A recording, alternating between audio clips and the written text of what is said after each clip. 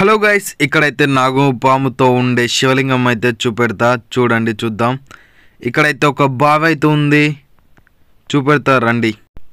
ఇక్కడ చూడడానికి చాలా అద్భుతంగా కనబడుతుంది. ఇక్కడైతే మధ్యలో అయితే ఒక బావి లాంటిది ఉంది, చూద్దాం.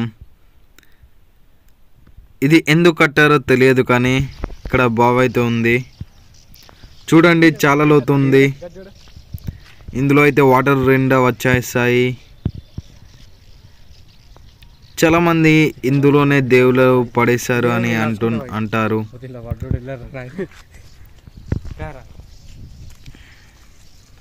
చూడండి ఎలా ఉందో.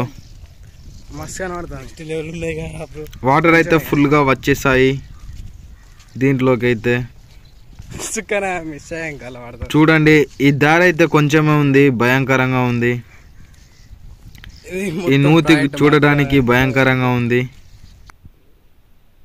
మనమైతే ఇప్పుడు శివాలయం దగ్గరికి, ఈ శివలింగం టెంపుల్ దగ్గరికి అయితే వెళ్దాం. చూడండి నాగుపాముతో ఎలా ఉందో ఈ శివలింగం ఇప్పటి కాదు, పురాణాత్మక కట్టడం. ఈ ఇప్పుడు కట్టించబడింది అయితే కాదు, ఇది ఎప్పటిదో. చూడండి ఎలా ఉందో. మొత్తం చుట్టూ చెరువు, మధ్యలో శివలింగం.